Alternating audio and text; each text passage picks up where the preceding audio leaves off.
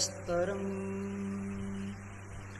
वाजे वाजे हवामहे सखाय इन्द्रमूर्तये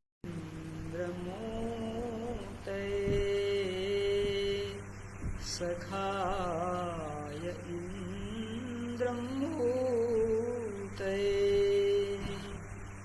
ओम शांति शांति शांति। योगश्चित्तवृत्ति निरोधः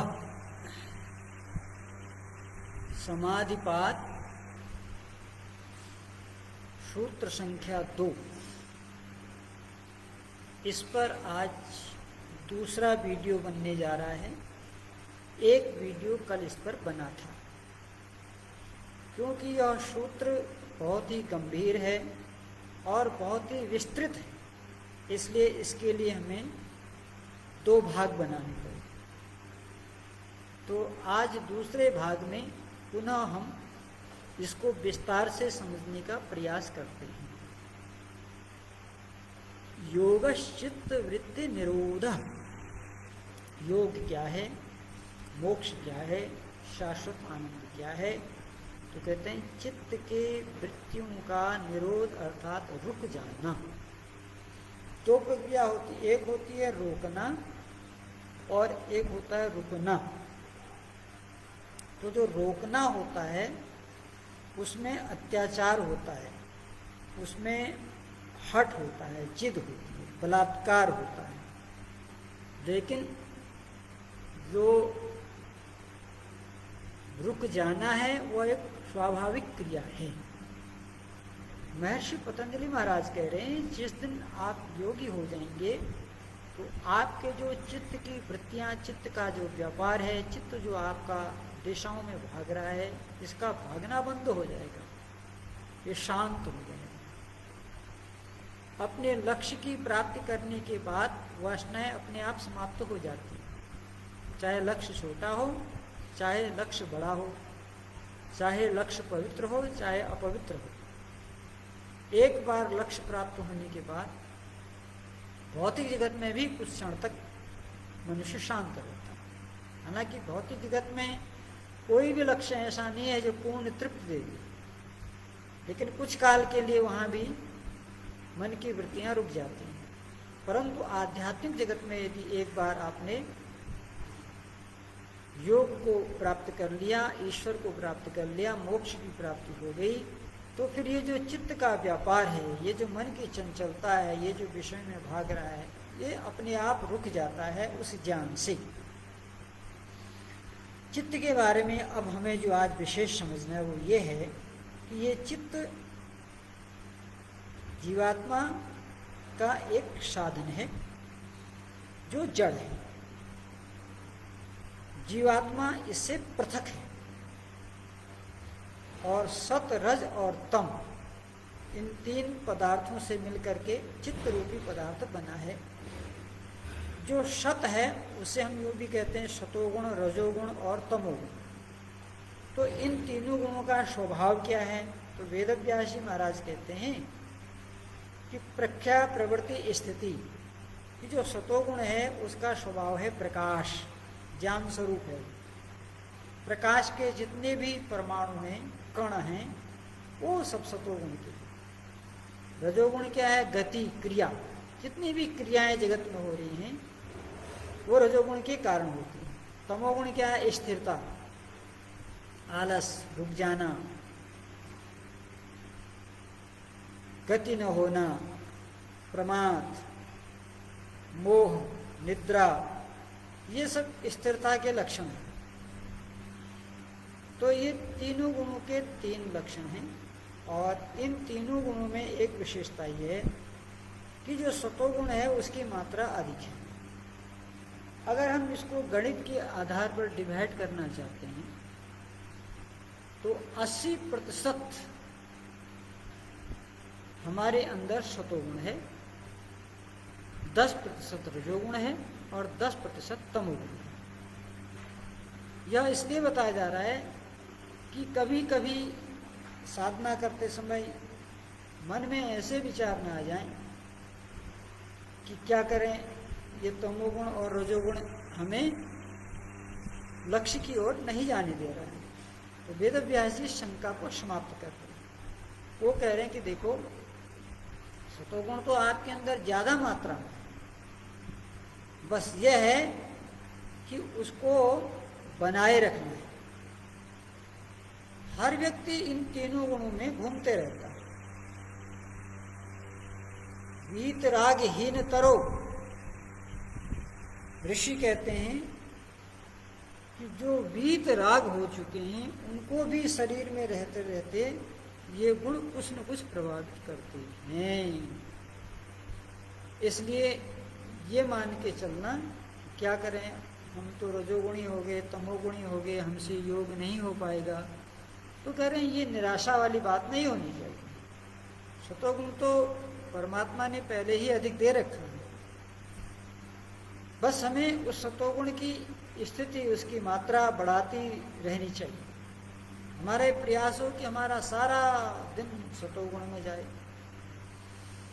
रजोगुण और तमोगुण भी अनिवार्य हैं, क्योंकि कर्म करने के लिए रजोगुण का होना जरूरी है और विश्राम पाने के लिए तमोगुण का होना जरूरी है। परंतु तमोगुण और रजोगुण ये हमें आध्यात्मिक उन्नति में बाधा पहुंचाते हैं किसी हद तक, और सतोगुण उसमें सहायक होता है। तो सतोगुण को हमें अधिक से अधिक मात्रा में बढ़ाना है। तो समझ में आ गया, ये चित्त तीन स्वभाव का है। अब यहाँ एक चीज और देखनी कि चित्त को मन भी कहते हैं। योग दर्शन में मन को चित्त कहा जाता है और चित्त ही मन है। मन और चित्त तो अलग अलग नहीं। सरलता के लिए कहीं चित्त और कहीं मन, जैसा जैसा प्रकरण चल रहा हो उस आधार पर आप समझना। जहाँ भी कोई चित्त बोल रहा हो तो उसको मन समझें, और जहाँ कोई मन बोल रहा है तो उसे चित्त भी समझें, क्योंकि योग दर्शन में चित्त शब्द का प्रयोग हुआ है मन के लिए, तो इसलिए हम चित्त का प्रयोग कर रहे हैं। तो ये चित्त की 5 अवस्थाएं हैं, भूमिकाएं। अवस्था और भूमिका एक ही चीज है। ये जो चित्त है, जो सतोगुण, रजोगुण और तमोगुण से बना हुआ एक जड़ द्रव्य है, जिसको बनाने वाला परमात्मा है, जिसका उपयोग करने वाला जीवात्मा है। जीवात्मा अलग चीज है और चित्त अलग चीज है। अज्ञानता से मनुष्य चित्त को ही जीवात्मा समझ लेता है। उस चित्त की जो वृत्ति है, मन का जो व्यापार है, इधर उधर भागना, तो कैसे कैसे भागता है ये, तो उसको 5 भागों में हमारे ऋषियों ने बांटा है। ये जो चित्त है इसकी 5 भूमियां हैं, इसकी 5 स्थितियां हैं। इसको जानने से लाभ क्या होगा?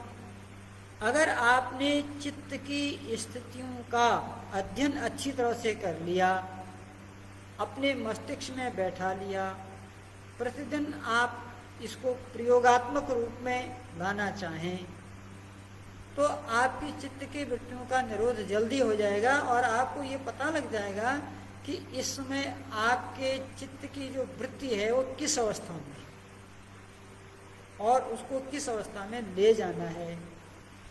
इतना ज्ञान इससे हो जाता है। इसलिए योग दर्शन में प्रवेश करने के लिए चित्त को समझना, उसकी वृत्ति को समझना बहुत ही आवश्यक है। इसीलिए इस पर बार बार बल दिया जा रहा है। तो ये जो चित्त है इसकी 5 भूमिकाएं हैं, अर्थात इस मन की 5 अवस्थाएं हैं। पहली अवस्था है क्षिप्त अवस्था, ये पहली अवस्था। अब क्षिप्त अवस्था क्या है? देखो, क्षिप्त अवस्था में शरीर के अंदर रजोगुण की मात्रा अधिक होती है। इसमें मनुष्य के अंदर कामनाएं बहुत होती है, धन की कामना, संतान की कामना, ऐश्वर्य की कामना, यश की कामना। और इस स्थिति में जीवात्मा विषयांतर बहुत जल्दी होता है, जल्दी जल्दी अनेक विषय में मन कूदता है, बंदर की तरह चंचल होता है। जैसे बंदर चंचल है, बंदर की चंचलता भी मन में पूरी तरह से फिट नहीं आती है। बस एक उदाहरण दिया गया है कि जैसे बंदर, परंतु उससे भी अधिक है। यक्ष और युधिष्ठिर का संवाद चल रहा था, तो उसमें यक्ष ने पूछा था युधिष्ठिर से कि बताओ वायु से भी तेज कौन है? हवा जब चलती है तो कितने तूफान कितने वेग से चलता है, बड़े बड़े मकानों को उखाड़ते हुए ले जाता है। तो यक्ष ने पूछा कि बताओ मन से भी तेज, वायु से भी तेज कोई चलने वाला पदार्थ है? तो युधिष्ठिर कहते हैं हाँ महाराज, वायु से भी तेज मन चलता है। तो क्षिप्त अवस्था में मन बहुत तीव्र गति से चलता है, बहुत धन चाहता है, पुत्र पौत्र चाहता है, बहुत यश चाहता है, और कभी कभी इस चाहने के पीछे व्यक्ति धर्म की बजाय अधर्म के मार्ग पर भी चल देता है। तो क्षिप्त स्थिति में धर्म के साथ साथ अधर्म भी बहुत ज़्यादा हो जाते हैं। ये जितने भी चोरी करना, डाका डालना, आतंकवाद, अभी जो आप देख रहे हो तालिबान के अंदर, अफगानिस्तान के अंदर तालिबान की सेना ने जो उत्पात मचाया है, ये रजोगुण की चरम अवस्था है और पतित अवस्था। जब रजोगुण की पतित अवस्था होती है तब कोई आतंकवादी, तालिबान जैसे लोग पैदा हो जाते हैं। तो एक योद्धा के लिए, एक राष्ट्रभक्त के लिए, एक माता पिता भक्त के लिए, ईश्वर भक्त के लिए योगी होना बहुत जरूरी है। एक योद्धा के लिए योगी होना बहुत जरूरी है। जब श्री राम और रावण का युद्ध हो रहा था तो उस युद्ध में अस्त्र शस्त्र के मामले में रावण श्री राम से बहुत अधिक था। रावण के पास बहुत अधिक शस्त्र थे, बहुत अधिक सुविधाएं थी, बहुत अधिक साधन थे, लेकिन फिर भी श्री राम के हाथों रावण पराजित हो गया। कारण क्योंकि श्री राम युद्ध के मैदान में भी योगी बन के लड़ रहे थे और रावण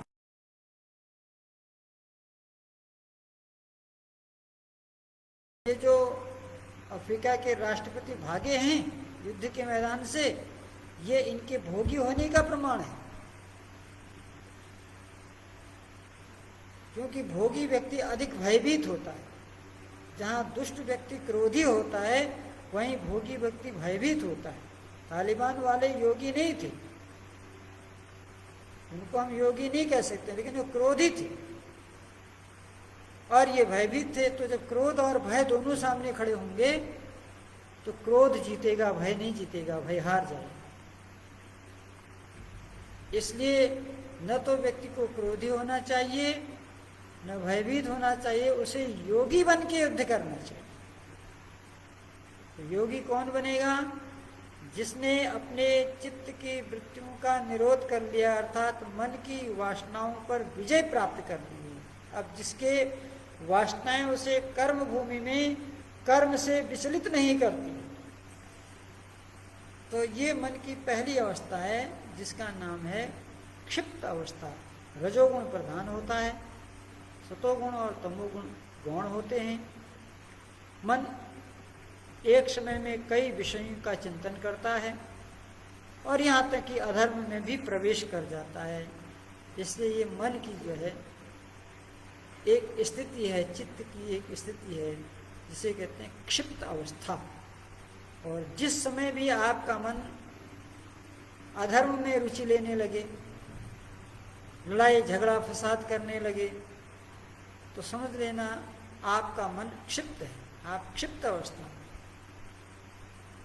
दूसरी अवस्था है जिसका नाम है मूढ़ अवस्था। तो मूढ़ शब्द से ही पता लग रहा है जिस समय तमोगुण चरम सीमा पर रहता है, सतोगुण और रजोगुण दबे रहते हैं, तो उस स्थिति का नाम है मूढ़ मन या मूढ़ अवस्था। चित्त की मूढ़ अवस्था, मूढ़ मन, भूमिका चित्त की मूढ़ भूमिका। तो इस समय होता क्या है, शरीर में प्रमाद, आलस्य, निद्रा, तंद्रा, अकर्मण्यता, विवेक शून्यता, अज्ञानता, बुद्धि की जड़ता, जब जब आपको ऐसा अनुभव हो तो आप समझें कि इस समय आपके चित्त की मूढ़ अवस्था है, मूढ़ मन है।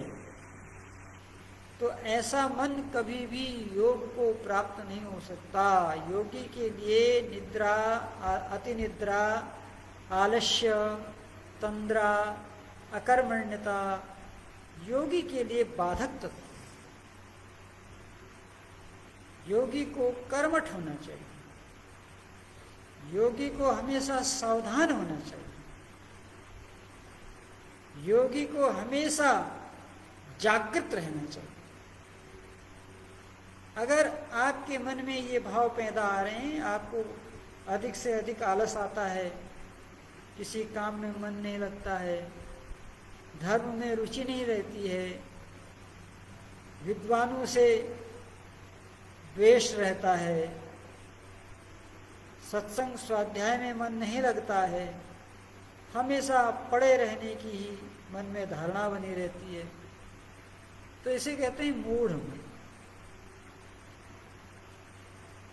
चित्त की मूढ़ावस्था, मन की मूढ़ावस्था। ये मन को समझना है, यही माध्यम है।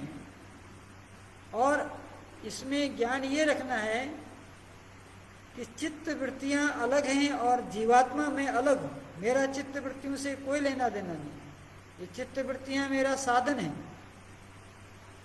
लक्ष्य को प्राप्त करने के लिए। लेकिन जब मैं मूढ़ अवस्था में समझता हूँ तो आलस होने पर मैं अपने को आलसी समझने लगता हूँ, अकर्मण्य समझने लगता हूँ, मूर्ख समझने लगता हूँ। ये मूढ़ अवस्था होती है मन। ऐसी अवस्था में योग की प्राप्ति नहीं होती है। अब चित्त की एक तीसरी अवस्था है जिसे कहते हैं विक्षिप्त अवस्था। विक्षिप्त, तो ये अवस्था ऐसी अवस्था है कि इस अवस्था में मनुष्य के मन में वैराग्य पैदा होता है, धर्म के प्रति रुचि पैदा होती है, जिज्ञासा पैदा होती है, शतोगुण प्रधान होता है, रजोगुण और तमोगुण गुण रहते हैं। परंतु कुछ काल के बाद सतोगुण समाप्त हो जाता है। जैसे ध्यान में बैठे, मन लगा, थोड़ी देर मन लगा, उसके बाद मन भाग गया विषय में। यानी कि जब मन की एकाग्रता नष्ट हो जाए उसे विक्षिप्त अवस्था मन की कहते हैं। आप ध्यान करने बैठे हैं, बहुत अच्छी तरह से ध्यान कर रहे हैं, तब तक बाहर से कोई आवाज दी, आपका ध्यान टूट गया। नेत्र बंद कर रहे हैं, सामने कोई दृश्य आपको दिखाई दिया, कोई रूप दिखाई दिया सुंदर, आपका ध्यान टूट गया। या आप ध्यान में बैठे हैं, कहीं पर हलवाई की दुकान के आसपास आप बैठे हों या कहीं घरों के आसपास बैठे हों, ध्यान कर रहे हों, तो वहाँ जलेबी बन रही हो, पकोड़े बन रहे हों, समोसे तले जा रहे हों, तो वहाँ तेल की गंध वायु के द्वारा आपके नासिका पर आती है, तो आपकी एकाग्रता को भंग कर देती है। इसी प्रकार से ठंडी गर्म वस्तुओं का आप ध्यान में बैठे हैं, अधिक ठंडी लगी आपके त्वचा पर, तो आपका ध्यान टूट गया। या अधिक गर्मी आपको लग रही है, आपका ध्यान टूट गया। तो शब्द स्पर्श रूप रस आप बैठे हुए हैं, आपको अनेक प्रकार के स्वाद आपको स्मृति में आ रहे हैं, आपकी जीवा में रस आने लगा है, तो उससे भी आपका ध्यान टूट सकता है। ठीक है, यानी कि एकाग्रता है, परंतु बाह्य व्यवधानों के कारण जब एकाग्रता टूट जाती है तो उसे विक्षिप्त अवस्था कहते हैं। और ये विघ्न केवल बाहर का नहीं, भीतर का भी, आंतरिक भी है। आप ध्यान में बैठे हैं तो आपको भीतर से क्रोध आने लगा, काम वासना जग गई, लोभ मोह अंतर आदि ये जो आंतरिक विकार हैं, तो ये भी आपके ध्यान को तोड़ देते। पता है क्या लगा कि विक्षिप्त अवस्था वह अवस्था है जहाँ एकाग्रता कुछ काल के बाद टूट जाती है, पुनः रजोगुण और तमोगुण हावी होना प्रारंभ कर देते हैं, उसे कहते हैं विक्षिप्त अवस्था। ये 3 अवस्थाएं हो गई मन की। अब चौथी अवस्था है एकाग्र अवस्था। ये चौथी अवस्था। विक्षिप्त अवस्था में एकाग्रता आती है, लेकिन थोड़ी देर के बाद टूट जाती है। क्यों टूट जाती है? या तो बाहर के व्यवधान शब्द स्पर्श रूप रस गंध, या अंतर के व्यवधान काम क्रोध लोभ मोह इत्यादि। तो अंतर विकार बाह्य विकारों की बाधाओं से जब ध्यान टूट जाता है तो उसे कहते हैं विक्षिप्ता अवस्था। लेकिन चौथी जो अवस्था है वह है एकाग्रता अवस्था। तो एकाग्रता अवस्था का मतलब क्या है कि किसी एक वस्तु पर मन का टिका रहना और किसी भी दूसरे वस्तु में मन का न जाना, यह है एकाग्र अवस्था। जिस दिन यह अवस्था आपकी हो जाएगी, योगी की हो जाएगी, हमारी हो जाएगी, तो उस दिन हमारी संप्रज्ञात समाधि लग जाएगी। तो इसके लिए अभ्यास क्या करना है कि मन के स्वभाव को पढ़ते रहना है। आपने सुबह ध्यान किया और दिन भर आप ध्यान नहीं कर रहे हैं, दिन भर आप विषय में मस्त हैं, तो केवल सुबह के 1 घंटे के ध्यान से, शाम के 1 घंटे के ध्यान से काम नहीं बनने वाला। हालांकि वह भी बहुत कुछ करने वाला है, जो नहीं करते हैं उनसे तो अच्छे हैं, लेकिन जो सवेरे आपने ध्यान किया वो जो है आपका लर्निंग पॉइंट है, वो आपका प्रशिक्षण है। और उस ध्यान में जो आपने प्राप्त किया, दिन भर अपने कार्यों में उस वृत्ति को बनाए रखना। जैसे आपके जीवन का लक्ष्य है मोक्ष प्राप्ति। मोक्ष प्राप्ति तभी होगी जब आत्मा और परमात्मा दोनों का साक्षात्कार होगा। दोनों का साक्षात्कार ध्यान में होता है। तो ध्यान में आपको यह अनुभूति हुई कि मैं शरीर नहीं हूँ, मैं मन नहीं हूँ, मैं बुद्धि नहीं हूँ, मैं अंतःकरण नहीं हूँ, मैं शुद्ध आत्मा हूँ और मेरे साथ परमपिता परमात्मा का निवास करता है। वह परमात्मा भी शुद्ध पवित्र है। इस तरह का आपने जो अनुभव पाया ध्यान में, दिन भर के कार्यों में उसी अनुभूति को बनाए रखना। जब शब्द स्पर्श रूप रस गंध आपको अपनी ओर आकर्षित करे तो वहाँ आपको ये वृत्ति बनाए रखनी है, काम करना है, संसार के सारे कार्य करने हैं। और उन कार्यों को करते करते मन में आपका एक भाव ये भी रहना है कि मैं तो अजर अमर अविनाशी आत्मा हूँ और मेरा लक्ष्य सच्चिदानंद स्वरूप परमात्मा है। ये संसार के व्यवहार केवल शरीर के निर्वाहन के लिए हैं, इनकी सीमा इतनी है, इससे आगे इनकी कोई सीमा नहीं। ये भाव जब आपके अंदर आ जाएगा तो आपका मन एकाग्र हो जाएगा। तो याद रखिएगा, एकाग्रता का मतलब शून्यता नहीं है, जड़ता नहीं है। एकाग्रता का मतलब अन्य विषयों से मन का हटना और एक विषय में मन का लगे रहना। इसका नाम है मन की एकाग्र अवस्था।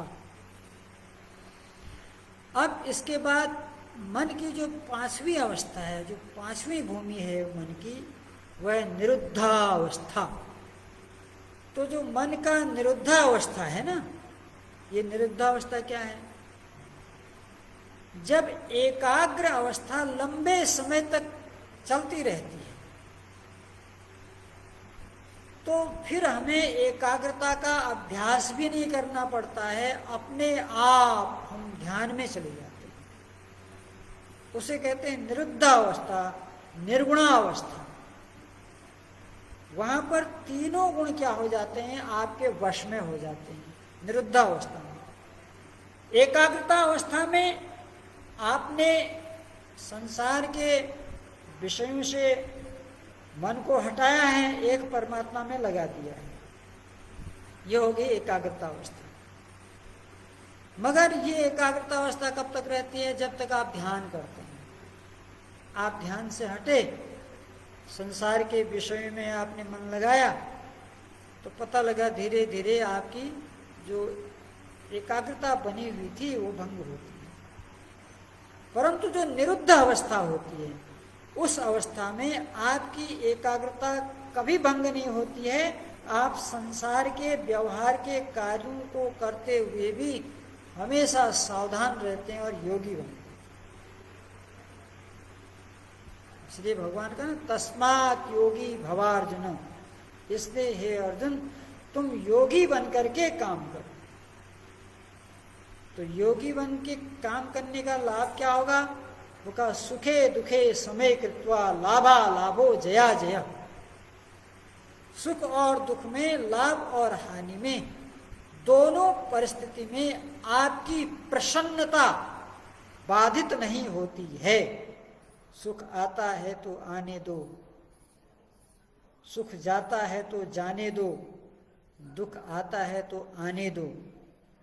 ये दोनों स्थितियों से आप प्रभावित नहीं होते। अच्छा, जो व्यक्ति योगी नहीं है उनकी क्या स्थिति होती है? जब उनको सुख मिलता है तो फूल के कुप्पा हो जाते हैं, और जब उनको दुख मिलता है तो फूल की तरह मुरझा जाते हैं। ये साधारण मनुष्य की स्थिति है। जब दुख में आप मुरझा जाएं और सुख में आप गोलगप्पा हो जाएं, थोड़ा भी सुख आया बस आप गोलगप्पा हो गए, अब अभिमान में आ गए, अजी अब तो हमसे बड़ा सुखी कोई दुनिया में नहीं है। परिस्थितियां विपरीत हुई, थोड़ा दुख आया, आप एकदम पुष्प की तरह मुरझा गए, जी दुनिया में हमसे बड़ा भागा कोई नहीं है, भगवान तो हमारे ऊपर ही सारे दुखों को डाल दिया है। तो ये जो प्रवृत्ति होती है ना, इस प्रवृत्ति में व्यक्ति योगी नहीं बनता। इस स्थिति में जो है संप्रज्ञात समाधि नहीं हो पाती। इसलिए जब हमारा मन सभी विषयों से हट जाए, एक ही विषय में निष्ठ हो जाए, एकाग्रता है, और वह एकाग्रता अहर्निश बनी रहे, संसार के कार्यों को करते हुए भी हमारा मन विचलित न हो, हम अपने लक्ष्य को याद रखें, सारे व्यवहार करें, माता पिता पुत्र पत्नी सबके साथ जो जो व्यवहार मर्यादा में, मर्यादित व्यवहार करें। एक चीज का और ध्यान देंगे, यदि आपने मर्यादित व्यवहार नहीं किया तो आपकी समाधि भंग हो जाएगी, आपकी संप्रज्ञात समाधि भी नष्ट हो जाएगी। इसलिए संसार में जो व्यवहार करें उस व्यवहार में मर्यादाओं का ध्यान रखें। मर्यादा इसीलिए होती है कि आपका जो योगी स्वभाव है वह बना रहे, क्योंकि जब तक संसार है और जब तक शरीर है, ये तीनों गुण आपके पास रहेंगे। अगर आप योगी हैं तो आप अपनी इच्छा से जब चाहे सतोगुण को जागृत कर दें, जब चाहे रजोगुण को जागृत कर दें, जब चाहे तमोगुण को जागृत कर दें। ये पूर्ण अधिकार एक योगी को हो जाता है। आपकी इच्छा है विश्राम करने की, सारी दुनिया जगी है, आपने कहा नहीं हमने बहुत श्रम कर लिया, हम विश्राम करेंगे, आप तुरंत सो जाएंगे। दिन और रात से कोई मतलब नहीं, आप योगी व्यक्ति, आपको शरीर को आराम देने की आवश्यकता थी, आपने तुरंत अपने तमोगुण को जागृत किया, विश्राम में आ गए। अब रात्रि के 2-3 बजे हैं, सारी दुनिया सो रही है, आपके मन में विचार आया कि इससे बढ़िया ध्यान का कोई समय नहीं हो सकता है, बस आपने अपने सतोगुण को जागृत कर लिया।